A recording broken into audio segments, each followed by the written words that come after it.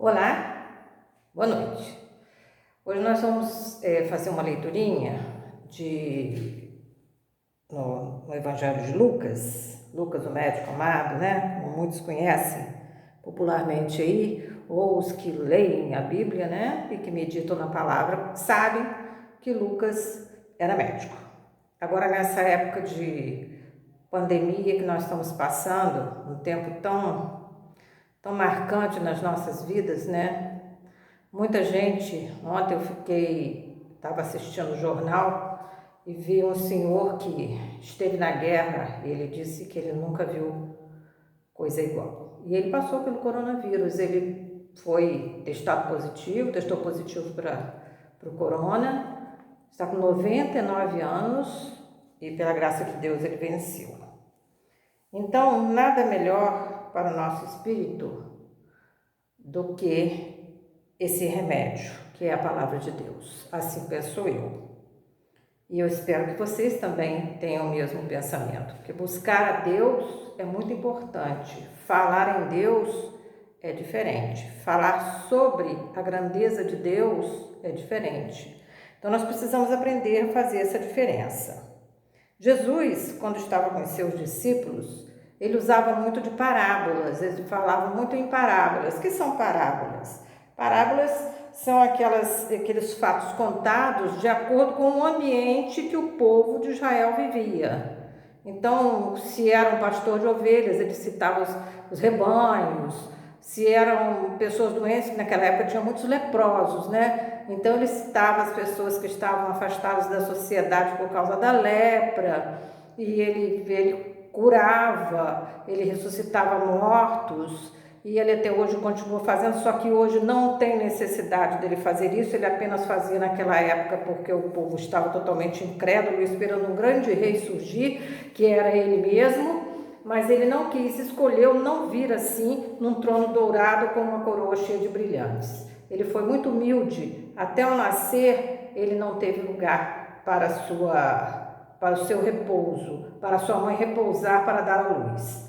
Então, Jesus sempre foi muito simples, sempre plantou a simplicidade, sempre nos falou sobre ela e passa para nós, pois a maior simplicidade, a maior humildade que eu vejo em Jesus, além dele ir para aquela morte terrível que foi a cruz, né, que para ali iriam os maiores criminosos e ele não teve crime nenhum, a maior humildade dele é que ele era filho de Deus, mas sendo filho, ele escolheu tornar-se servo de Deus. Para quê? Para anunciar, para falar da existência dele, quando muitos apenas se limitam a duvidar disso aí, né? Isso aí é com cada um, a gente não pode discutir a mente humana, cada um tem o seu modo de pensar e de agir, e Deus sabe de todas as coisas. Então, eu gostaria de estar lendo aqui no capítulo 14 de Lucas, nos versos 25 a 33, o seguinte: Ora, ia com ele, com Jesus, uma grande multidão, e voltando-se disse-lhe, Jesus dizendo para essa multidão, se alguém vier a mim e não aborrecer a seu pai, mãe, mulher, e filhos, irmãos e irmãs, e ainda também a sua própria vida, não pode ser meu discípulo. E qualquer que não levar a sua cruz e não vier após mim, não pode ser meu discípulo. Pois qual de vós, querendo edificar uma torre, não se assenta primeiro a fazer as contas dos gastos para ver se tem com o que acabar? Para que não aconteça que, depois de haver posto os alicerces, e não a podendo acabar, todos os que a virem comecem a escarnecer dele, dizendo, este homem começou a edificar e não pôde acabar. Ou qual é o rei que, indo à guerra, a pelejar contra outro rei, não se assenta primeiro a tomar conselho sobre se com 10.000 pode sair ao encontro do que vem contra ele com 20.000. De outra maneira, estando o outro ainda longe, manda embaixadores e pede condições de paz. Assim, pois, qualquer de vós que não renuncia a tudo quanto tem, não pode ser meu discípulo. Amém. Então, aqui está muito claro a colocação que o Senhor Jesus Cristo fez ali aquelas pessoas que o seguiam, porque eles iam atrás, amigos, de milagres, eles iam atrás da matéria. O que Jesus queria mostrar aqui, quando ele diz assim, se alguém vier a mim e não aborrecer, ou seja, em outras traduções, eu não sei como fala, mas se não me engano é não deixar.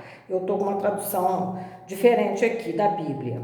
Se alguém vier após mim e não aborrecer, minha tradução diz, e outras traduções falam não deixar. E não deixar seu pai, mãe, mulher e filhos, irmãos e irmãs e ainda também a sua própria vida não pode ser meu discípulo. Quer dizer, então você vai sair de casa, vai largar sua mãe doente, vai deixar todo mundo com problemas e você vai virar as costas, não sustenta mais ninguém porque você é um seguidor de Jesus? Não é isso. Deixar quer dizer não colocar em primeiro lugar, acima de Deus, aqueles que você tem que cuidar. Primeiro você tem que colocar Deus na direção, para Deus te dar a essa direção de como você tem que fazer.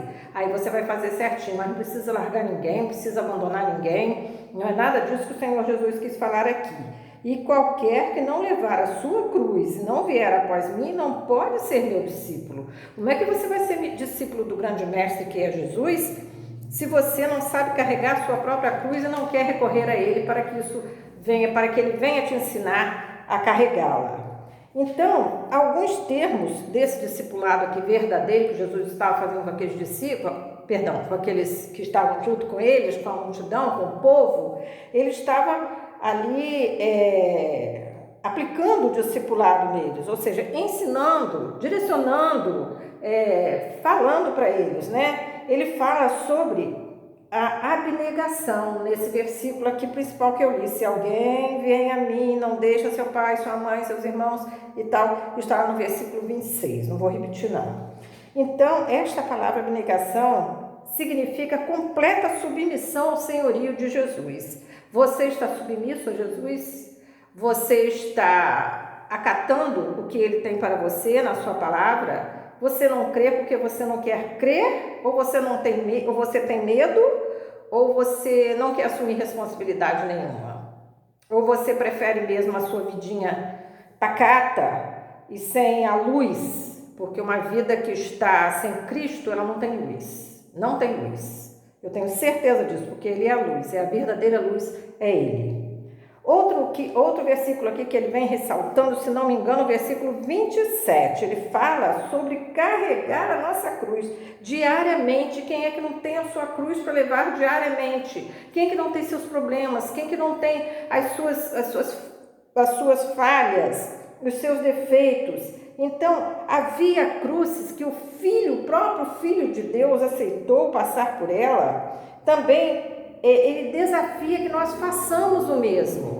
Ele passou por aquela via dolorosa, existe um hino com esse título, a Via Dolorosa, se eu não estou enganada, que fala sobre isso. Então Jesus passou por muitas coisas, foi escarnecido, foi cuspido, foi coroado com uma coroa de espinhos, com muita ira, com muita raiva, foi crucificado entre dois ladrões, dois criminosos, melhor dizendo. Um era ladrão, o outro não sei o crime que cometeu, que a Bíblia não relata.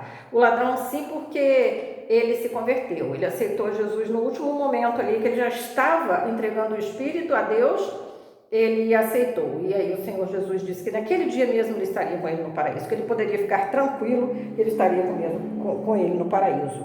Outro fator importante aqui que Jesus ressalta é amor ao próximo. Hoje está faltando muito isso, amigos. Muito. O amor ao próximo faz considerar o seu irmão superior a você. Você considera alguém superior a você ou você é superior a todo mundo? Você pode tudo e todas as coisas? Não sei, né? É uma coisa para a gente pensar no nosso interior e colocar e agir. Porque o preço do discipulado pode ser alto, mas será sempre recompensador. E o Senhor Jesus vai falando e explicando para eles que as pessoas sempre devem ter um planejamento na sua vida. Você vai fazer alguma coisa, você planeja como você vai fazer aquilo, para que outros que venham ver você executar, vai dizer, ele começou a fazer e não pôde acabar, coitado. Cadê o Deus dele? Muita gente fala isso pra gente. A gente que é protestante, eles falam, cadê o seu Deus? Onde está o seu Deus? Na sua fraqueza, nesse momento de doença, mas nós não vamos adoecer? Essa carne que está aqui, ela vai voltar para o pó e o nosso espírito vai voltar para Deus. Isso é que é importante. Por que vai voltar para Deus? De todo mundo, de toda a gente vai voltar para Deus. Porque nós temos contas a prestar, nós temos que falar para Ele o que fizemos aqui, nós participaremos, aqueles que aceitaram Jesus não subirão com Ele quando Ele voltar. E aqueles que não aceitaram Jesus, que não seguem Jesus, que rejeitam Jesus, que duvidam da palavra, que escarnecem de Deus, esses participarão do juízo final, que ali Deus vai ter uma conversinha de pé de orelha com cada um, não é? Para eles prestarem conta.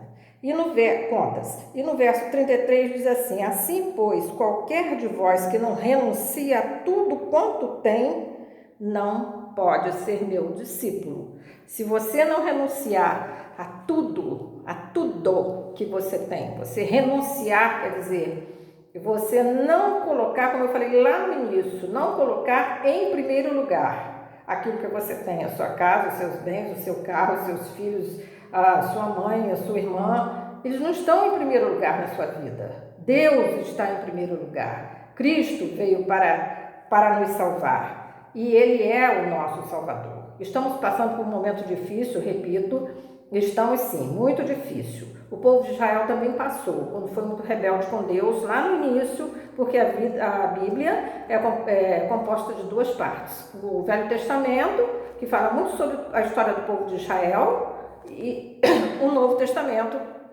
que fala da vinda do Senhor Jesus Cristo e os seus objetivos aqui na Terra para a nossa salvação. Então, você tendo uma oportunidade, agora você está em quarentena, por que você não senta? Você não quer ler a Bíblia toda? Ela é muito grande, tem letras pequenas? É muito sacrifício para você? Lê o Novo Testamento. O Novo Testamento é mais atual, por isso que eu estou citando. Já o Velho, ele é ótimo, maravilhoso, porque a Bíblia toda é maravilhosa. Mas ele exige muito do seu raciocínio no sentido de que você tem que olhar os fatos históricos de um modo espiritual, não olhar com a matéria. Então, eu sugiro o Novo Testamento. Leia o Novo Testamento, vai lendo aos poucos, não está com vontade de ler um capítulo inteiro, marca ali onde você parou, depois pergunta, questiona, conversa, troca ideia. Isso aqui é bom, isso é sadio para os dias de hoje. Olha, eu vou falar uma coisa para vocês. Eu, quando comecei a minha vida cristã, quando eu tomei a minha decisão não foi de trocar de religião, porque atualmente eu vejo de outra maneira. Na época eu achava que eu tinha que ter, mas eu vejo de outra maneira. Não é necessário que eu tenha uma religião, é necessário que eu tenha o Deus da minha religião. E quem é o Deus da sua religião? O meu Deus verdadeiro criou todas as coisas, inclusive a mim mesma e a toda a humanidade, a sua imagem e semelhança.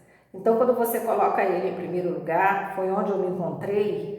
Então, naquela época, eu via muitas pessoas lendo muito. Eu comecei na roça, comecei com a igreja bem no interior, as pessoas bem simplesinhas, né? Não vou dizer humilde, que humildade é outra coisa. Humildade é sentimento, simplicidade é ação. Então, eu via aquelas pessoas tão simplesinhas e ali estudando, mal sabiam ler, coitadinhos, precisavam de muita ajuda. A gente estava ali, meu esposo era evangelista na época, então íamos, eu, ele e minhas filhas, íamos para lá, íamos para as casas, para ver quem queria estudar, e eles vinham, mas eles vinham, amigos, com uma sede até nós. Explica isso aqui para nós, que nós estamos olhando e lendo, não estão conseguindo entender. Vamos sentar, vamos pedir a presença de Deus, pedir que Deus nos ajude, pedir que Deus nos direcione, que nós não fazemos nada por nós mesmos, e vamos ver o que a gente pode ajudar vocês. Nós não estamos aqui para dizer que nós vamos ajudar, não. Vamos ver em que podemos ajudar vocês. E assim a gente fazia. Então, foi muito bom, tempo maravilhoso que eu eu cresci muito espiritualmente naquele tempo. Eu passei mais ou menos uns 8 anos na igreja do interior, lá para o lado de Vila Nova, não sei se vocês conhecem, né? Lá para o lado de Vila Nova, uns lugarzinhos bons para a gente evangelizar. Hoje tem templos lá maravilhosos, graças a Deus por isso, que cultuam o nome do Senhor, que falam do Senhor e que levam consolo e conforto aos corações mais carentes. É isso que nós temos que fazer aqui. Assim Deus nos deu essa, entre aspas, essa autoridade de nós levarmos a palavra àqueles que estão mais carentes. e aqueles que não sentem tanto essa carência, que nós estejamos dialogando, porque religião não se discute. Partiu para a discussão, acabou o sentido da espiritualidade. Morreu a espiritualidade ali na discussão. Então, nós temos que ser essencialmente espirituais. Como o Senhor Jesus disse aqui, como o Senhor Jesus aqui direcionou os discípulos, falando, é necessário que vocês deixem aquilo que vocês estão direcionando no lugar errado. Ou seja, colocando tudo em primeiro lugar e a minha presença em último lugar. Não é assim. Em primeiro lugar, Jesus. E depois, as coisas que Ele acrescenta, porque Ele nos acrescenta e só acrescenta coisas boas. Que Deus abençoe o seu lar, Deus proteja a sua vida, que Deus fortaleça a sua fé. Um grande abraço. Fiquem com Deus. Amém.